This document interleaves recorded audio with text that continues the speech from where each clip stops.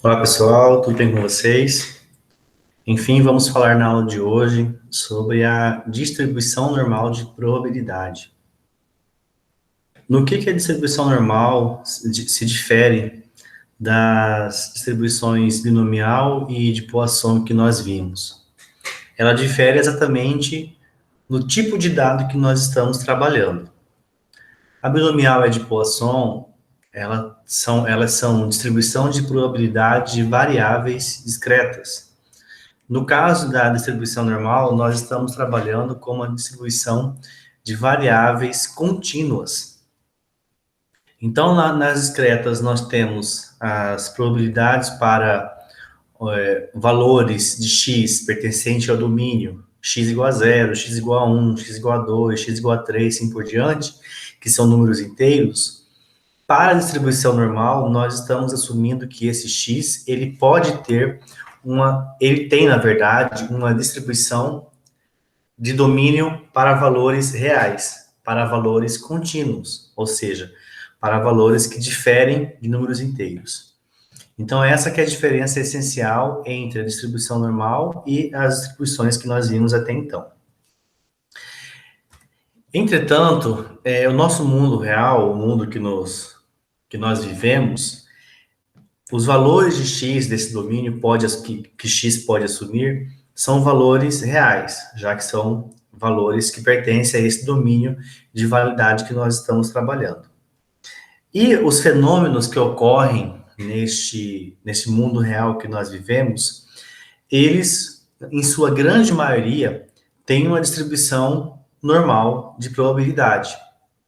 Quase todos os fenômenos que nós observamos na natureza, quase todos os fenômenos que nós observamos também no mundo social, no mundo econômico, ele tem uma característica de normalidade dos dados. Até quando a gente vai estudar nossas próximas aulas sobre teste de hipótese, quando nós estamos trabalhando com a hipótese nula, vocês vão ver que nós admitimos na hipótese nula que a variável aleatória tem uma distribuição normal. Então, nós esperamos que quase todos os fenômenos que tenham elementos de domínio que sejam contínuos, eles tenham uma distribuição normal. E quais são as características de uma distribuição normal? Uma concentração de valores em torno de um valor central, que é a média. Repara ali que naquele formato de sino, grande parte dos valores, eles estão bastante concentrados em torno dessa média. Essa curva, ela tem uma simetria em torno dessa média e, já que a grande maioria dos dados estão muito próximos em torno da média, os valores outliers, ou seja, os valores muito extremos, tanto abaixo quanto acima da média, têm uma menor probabilidade de ocorrência, uma menor frequência de ocorrência desses valores que estão muito distantes da média. E esses valores aí no gráfico, que são bastante distantes da média, são os valores que estão na cauda desse gráfico que nós estamos analisando. Então, grande parte dos dados se concentram em torno desse valor central, se concentram em torno dessa média, os valores mais extremos têm uma pequena probabilidade de ocorrência. Como exemplo, vamos tomar o caso de 10 mil recém-nascidos em que nós queremos calcular, em que nós pesamos e registramos o peso de cada um desses 10 mil recém-nascidos. E foi observado que em torno de 6.900, ou seja, essas duas maiores barras centrais aí, os bebês tinham peso entre 2.500 e 3.500 gramas, ou seja, 2,5 kg e 3,5 kg. Então, 69% dos bebês tinham um peso, assim que nasciam, em torno de uma média de 3 kg, enquanto que uma pequena parcela tinha valores abaixo de 2.000 gramas ou acima de 4.000 gramas. E aí, quando nós aumentamos a quantidade de classes nesse histograma, ou seja, diminuindo a amplitude de cada uma dessas classes, a gente começa a perceber que aquela característica ali, ela se mantém. E quanto mais nós vamos aumentando a quantidade de classes, nós observamos que elas vão se aproximando cada vez mais dessa curva mais tênue, essa curva que está em azul. E aí nós percebemos, então, que quanto mais aumentamos o intervalo, a amplitude de cada uma dessas classes, o histograma ele vai tendo essa característica. E essa característica que é que nós chamamos de curva normal, curva também chamada de função densidade de x. É uma curva f de x que determina a probabilidade de ocorrência de cada um daqueles x's que compõem o domínio da minha variável aleatória. Nesse caso, uma variável aleatória contínua, já que esse x ele é um valor real. Então, formalizando, quando nós estamos estudando o modelo probabilístico da distribuição normal, nós estamos afirmando que aquela curva f de x, ela tem uma distribuição normal, ela possui essa característica de sino, e em que grande parte da ocorrência dos valores se concentra em torno dessa média, enquanto que uma minoria está nas extremidades, e esses valores eles estão concentrados em torno da média. Faz sentido eu afirmar que, em média, 10 mil recém-nascidos têm um peso de 3 mil gramas, 3 quilogramas. Então, no mundo real, as coisas acontecem quase sempre dessa forma. Tem uma média, tem um desvio padrão daquela população, que são os parâmetros que nós estamos adotando, e há a grande chance de eu tomar um indivíduo dentro dessa população, dentro dessa amostra, e calcular qual a probabilidade de ele estar muito mais próximo da média ou muito menos próximo da média. Esse modelo ele foi desenvolvido por Gauss, tanto que a curva, alguns autores adotam como sendo curva gaussiana, curva normal, modelo de Gauss, porque foi ele quem primeiro idealizou esse modelo de distribuição de probabilidade. E como já foi dito anteriormente, a curva gaussiana, ela tem como parâmetro a média e desvio padrão, que nada mais é do que a padronização de dados que nós já fizemos em aulas anteriores. Pausa esse vídeo e tenta localizar uma aula chamada padronização de dados. Nós até fizemos no SPSS, em que nós estávamos comparando na estatística descritiva aquele coeficiente de variação, nós estávamos comparando o quanto que um determinado valor se distancia da média e assim por diante. Então, a curva normal, se nós estamos adotando que duas populações, duas amostras têm desvio padrão igual e tendo média diferente, nós temos curvas normais diferentes, já que essa média é que determina onde que está localizada, onde que está sentada a curva gaussiana. E de forma igual, se eu também tiver desvio padrão diferente, o que o desvio padrão me representa? Representa a distribuição dos dados, a assimetria dos dados em relação à concentração. Se são dados menos ou dados mais dispersos. E tendo média e desvio padrão diferente, nós temos, então, curvas gaussianas também diferentes. E se nós estamos trabalhando com um modelo probabilístico contínuo, significa que os domínios, os valores de domínio da minha curva é qualquer número real, portanto, a média é um número real que pode se estender de menos a mais infinito. O desvio padrão, por ser a raiz quadrada da variância, ela vai ser maior que zero, e ambos são os parâmetros que determinam a minha distribuição normal.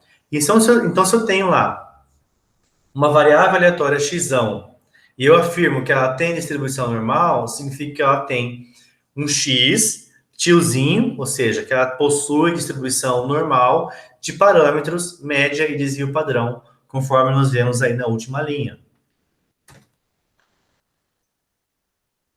A curva normal, a curva gaussiana, ela tem essa característica aí, essa função, melhor dizendo, ela é uma função de x. Então, se eu quero encontrar a probabilidade de um x pertencente ao domínio da minha variável aleatória, basta calcular, então, qual é a função desse x. E o que essa função desse x depende do quê? Primeiramente, depende da média de desvio padrão.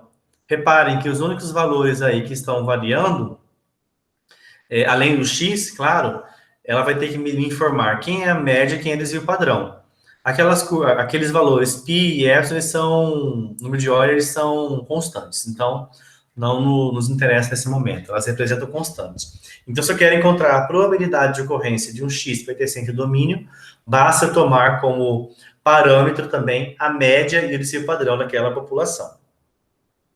Então, se eu quero calcular ali a probabilidade de ocorrência de determinado f de x, basta encontrar, então, quem é a imagem desse x que me dê esse f de x. Então, se eu estou trabalhando com valores também contínuos, eu posso pedir para vocês me calcular qual é a probabilidade de eu tomar um x de forma que ele esteja dentro do intervalo aberto AB. Então, para encontrar a probabilidade desse x que pertença a esse intervalo sobre uma curva gaussiana f de x, ou qualquer outra curva, né, bastaria eu calcular o quê? A área que esteja abaixo de f de x e que esteja entre A e entre B. Isso me dá uma característica bastante importante dentro da distribuição normal, que eu posso afirmar o seguinte: se eu tenho um valor de x que esteja mais ou menos um desvio padrão em relação à média, ali eu tenho 68% dos dados concentrados ali. Se eu tenho um valor de x pertencente ao intervalo de mais ou menos 2 desvio padrão, ali eu tenho 95% dos dados. E se eu tenho ali um x pertencente ao intervalo de mais ou menos 3 desvios padrão em função da média, eu tenho quase que a totalidade dos dados ali dentro deste intervalo. O que isso significa dizer, pessoal? Significa dizer que, tem uma caneta aqui, se aqui eu tenho 68%, aqui eu tenho 34%, aqui eu tenho 34%. A diferença do 68 para o 95 vai estar distribuído aqui e vai estar distribuído aqui. A diferença do 95 para o 97 vai estar distribuído aqui, vai estar distribuído aqui. Por quê? Porque minha curva ela é simétrica e grande parte dos dados, 68%, vai estar nesse intervalo. Então, isso significa dizer que se eu tenho 99,7% em mais ou menos 3 desvio padrão, significa que eu tenho 0,3% de dados aqui, nesse intervalo, que são os valores muito extremos. Então, qual é a probabilidade de eu ter um valor acima de 3 desvio padrão ou abaixo de 3 desvio padrão, né? Vai ser 0,3 dividido por 2. Então, 0,15, né? Então, 0,15% pertence a esse pequeno intervalo.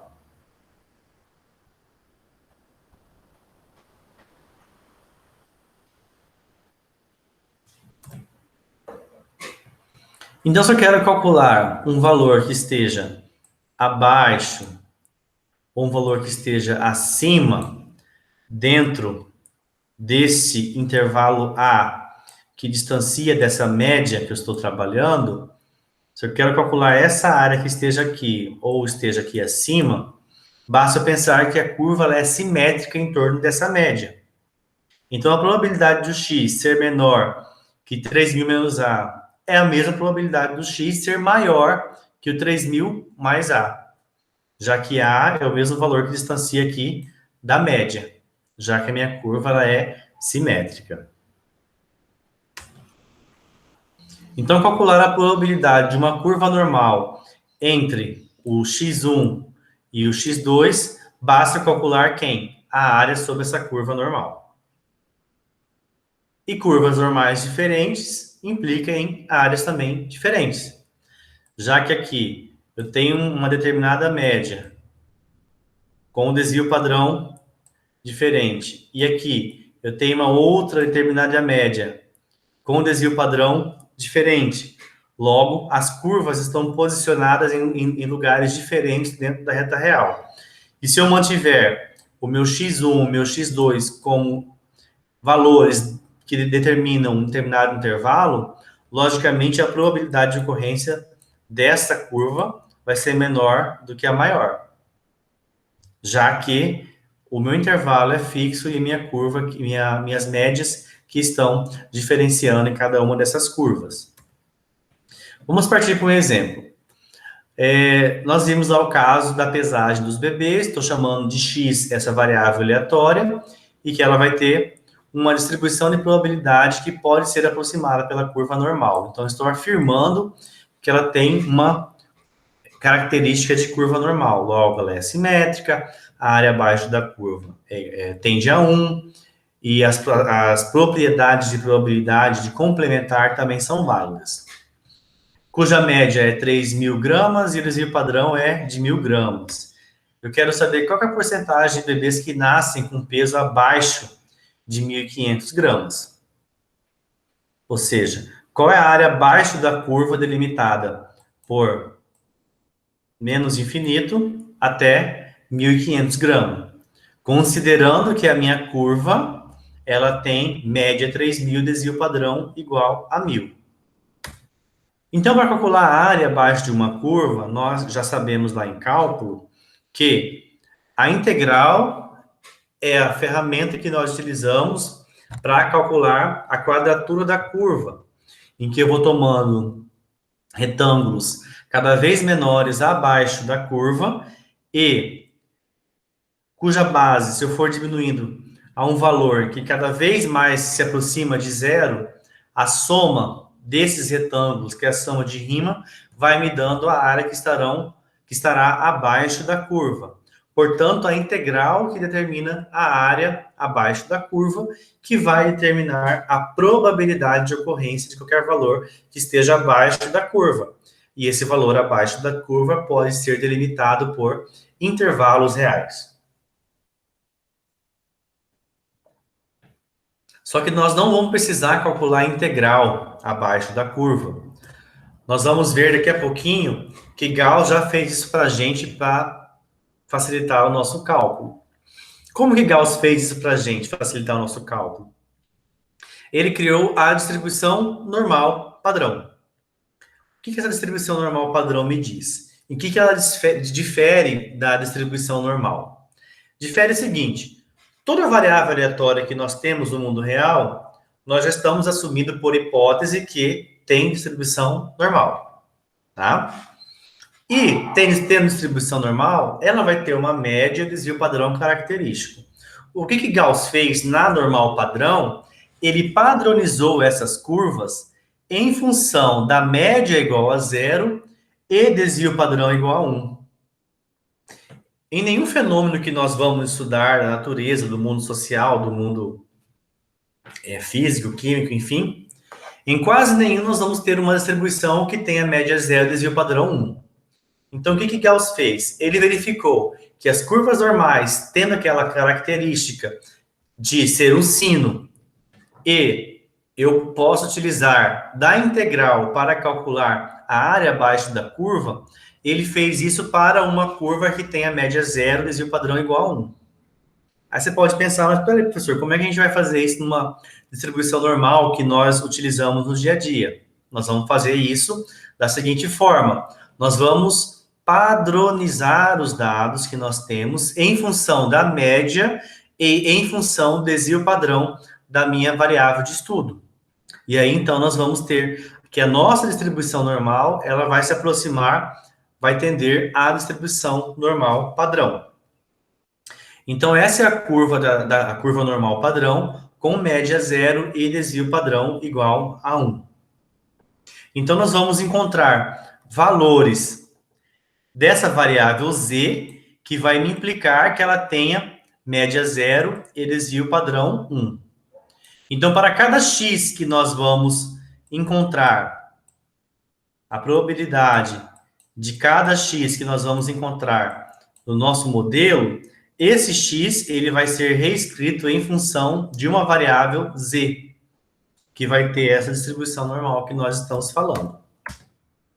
Então, nós temos que encontrar quem é essa variável z dentro de uma distribuição normal com média zero e desvio padrão igual a 1. E aí nós temos, então, a tabela normal padrão z. que é a tabela que está anexada também no ambiente virtual de vocês. Então, nós temos que encontrar quem é esse Z, primeiramente, para depois utilizar a tabela. Lembrando que a tabela ela está dividida da seguinte forma. Na linha, a parte inteira é a primeira casa decimal de Z. Então, no caso, 0,83, a parte inteira é 0, a primeira casa decimal é 8. Portanto, vai estar aqui. E na coluna estará a segunda casa decimal de Z. No caso, é o 3. Então, fazendo o cruzamento, a probabilidade ou a área abaixo dessa curva é de 0,2033, ou 20,33%. A mesma coisa para esse valor de Z aqui, 1,5. Localizando aqui na tabela, nós vamos encontrar que, para valores menores que 1,5, a probabilidade de ocorrência de concentração de dados aqui abaixo dessa curva é de aproximadamente 93,7%. Nesses dois casos, se eu quero encontrar uma probabilidade de Z ser menor que 1,97, basta olhar direto na tabela. Vocês vão encontrar essa propriedade que está aqui. E nesse caso aqui, eu quero um Z maior que 1,84. E aí, eu vou chamar a atenção para vocês, para a gente ir lá na tabela que nós estamos, que eu passei para vocês.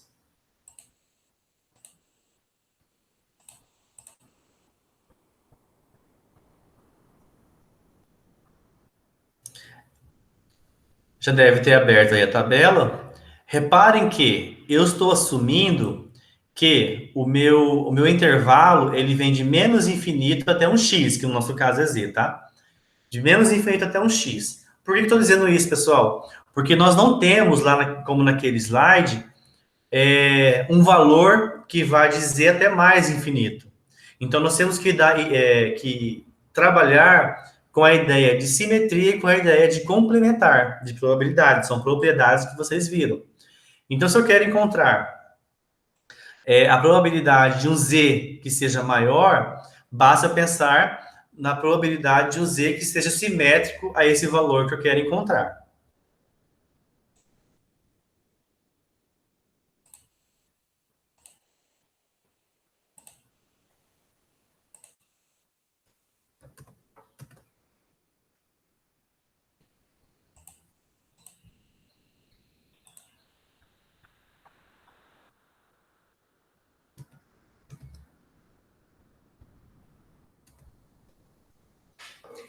Então, o que eu estou dizendo? Estou dizendo o seguinte: a nossa tabela, como nós vimos, como está lá, que é a tabela que nós vamos adotar, aqui está a curva normal, e ela vai me dar probabilidades para valores que comecem em menos infinito até um dado z, ou seja, essa área aqui.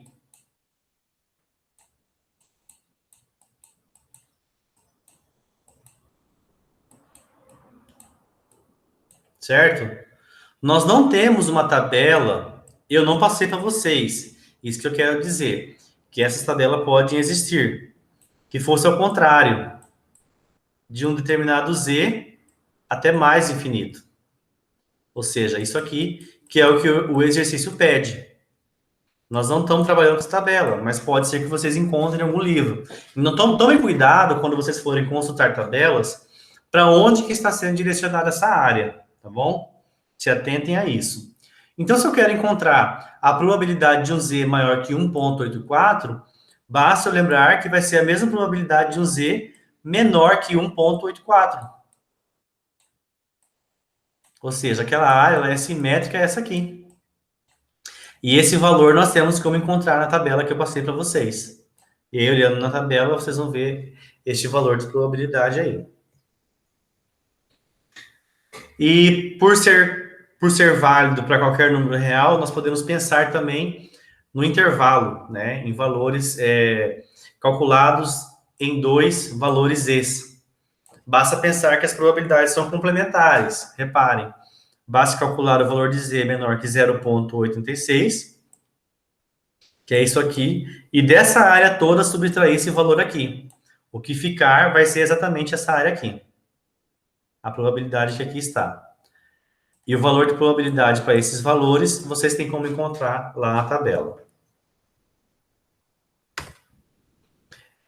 E como que eu uso, então, como que eu faço, então, para normalizar, padronizar a minha variável aleatória x de modo que ela tenha uma distribuição z?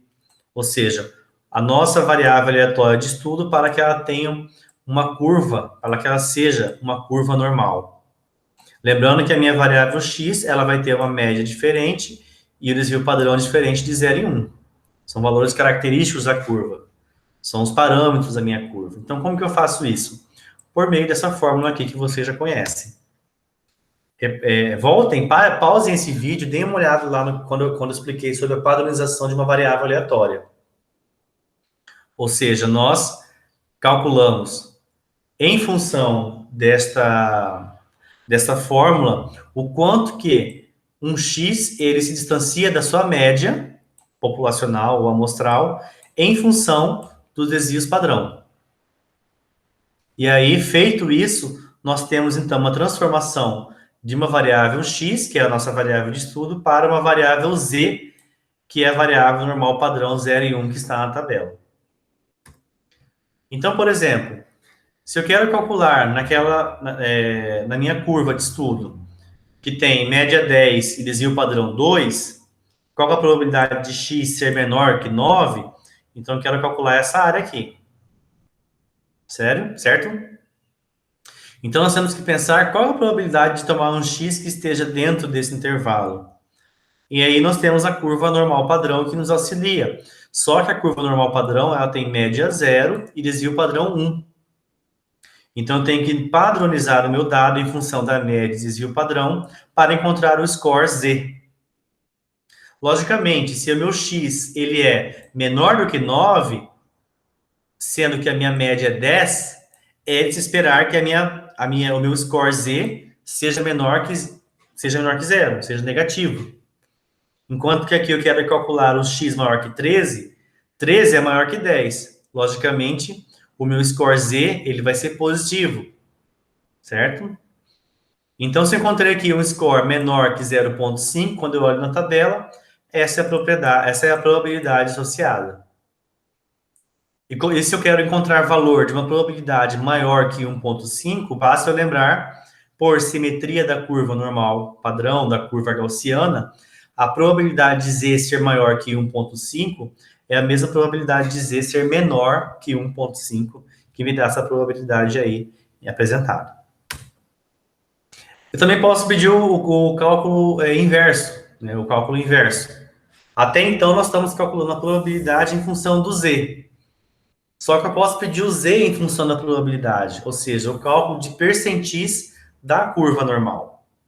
Então, eu quero saber qual é o valor de Z que me deixa uma probabilidade de 97,5%.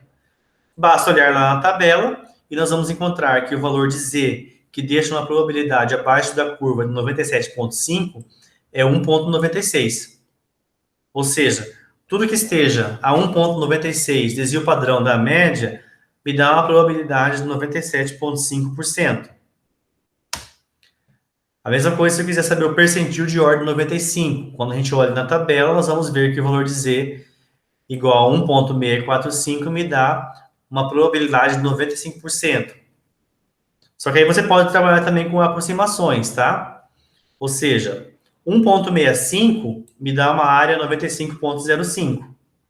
1,64 me dá uma área 94,95. Então, nós podemos fazer uma média aqui entre esses valores de Z para afirmar que eu tenho, então, a probabilidade de 95%. Mas isso aqui é uma aproximação, tá? Lembrando que nós não estamos numa reta, é uma curva normal, mas para scores muito pequenos, a gente pode fazer uma aproximação desse jeito. Para valor de ordem 1, ou seja, quase 100%, né? Vai ser de 2,33% abaixo desvios padrão em função da média. Isso aqui nada mais é do que o processo inverso. Calcular o score Z em função da minha probabilidade. Só que aí nós estamos trabalhando com curvas normais, né? Agora a gente pode trabalhar também com a nossa distribuição normal. Nós estávamos trabalhando com curva normal padrão. tá? De média 0, desvio padrão 1, ou seja, a tabela que nós temos. Só que os nossos modelos, eles não são normais padrão por natureza. Nós padronizamos para encontrar a probabilidade, porém, nós temos que trabalhar com esses dados em função dos dados que nós temos. Ou seja, em função da média e desvio padrão populacional amostral que nós estamos trabalhando. E isso é a distribuição normal. Basta usar essa fórmula aqui. A probabilidade é igual à média, mais o ZK, nós temos que encontrar quem é o ZK, quem é o percentil de ordem K, vezes o desvio padrão. Então, por exemplo, se eu tenho lá um X, uma variável que tem distribuição normal com média 40 e desvio padrão 6. Eu quero encontrar o valor de X que seja abaixo, que deixa abaixo dele 45% dos valores, e o valor de X que deixa acima dele 86% dos valores. Então, as minhas ordens são 45 e 86, conforme está aqui. Encontrar esse valor Z, nós já sabemos que esse Z é da função, é da curva normal padrão. E a minha população, minha amostra, já tem os dados aqui, os parâmetros 40 e os parâmetros 6. E aí, resolvendo a conta, me dá um valor de X que esteja dentro dessa distribuição normal, que me satisfaça essas condições que estão aqui. Então, voltando ao caso do problema inicial. Qual é a porcentagem de bebês que nascem com peso abaixo de 1.500? Então, quero encontrar a probabilidade desse X ser menor do que 1.500. Ele sendo menor que 1.500 para uma média de 3.000 e o desvio padrão de 1.000. Então, logicamente, o valor Z, o score Z associado, ele vai ser negativo, já que eu estou trabalhando com um valor que está abaixo da média. Então, o valor Z vai ser menor que menos 1,5. E aí, lá na tabela, nós temos como encontrar quem é a probabilidade associada a esse valor Z, que me dá uma probabilidade de 6,9% de bebês têm peso inferior a 1.500 gramas.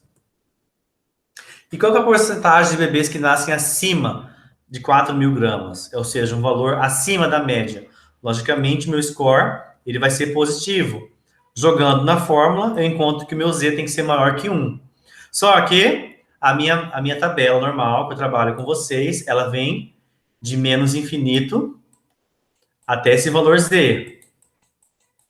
Logicamente, tem que lembrar que se eu quero calcular valores maior que 1, pela simetria da curva, é a mesma probabilidade de valores menor que menos 1. Portanto, essa probabilidade aqui vai ser a mesma dessa, por simetria, e que, portanto, me dá uma média, uma probabilidade de 15,9% dos bebês têm peso acima de 4.000 gramas. E qual é a probabilidade de um bebê ter peso entre 2.500 e 3.500 gramas? Basta pensar nas probabilidades complementares. Eu posso calcular aqui o valor para um X menor que 3.500 e desse valor tirar o valor de X menor que 2.500. E aí vou ter, então, um intervalo entre 2.500 e 3.500 gramas. E aí, portanto, me dá uma probabilidade de 38,3% dos bebês tem peso registrado entre essas duas medidas aí. E aquele caso dos percentis. Qual o valor do peso que deixa os bebês, que separa os 10% mais leves? Ou seja, eu quero encontrar quem que é esse valor aqui. Então, nós temos primeiramente encontrar quem é o valor Z associado, e aí, com base na média e desvio padrão, nós encontramos, então, que 1.720 gramas é o valor de peso que deixa os 10% mais leves, considerando que a minha probabilidade tem distribuição normal associada. A mesma coisa para os mais pesados. Para os mais pesados, então, eu vou ter 4.280 gramas, ou seja, o P90, né? Se eu quero saber os 10% mais pesado, o meu valor de K ele vai ser quem? Vai ser 90. Ou seja, se eu quero saber esse valor aqui, ou seja, os 10% mais pesado, me interessa pela curva pela tabela que eu tenho, os 90 que estão aqui na complementar da minha probabilidade. E assim nós encerramos nossa aula sobre o modelo normal. Gostaria que vocês tentassem fazer essa atividade que está aí, encontrando as probabilidades, encontrando os percentis e partindo para um modelo um pouco mais com dados reais, tá? Um modelo aí de gestação de crianças, ok? E a gente se vê na nossa próxima aula.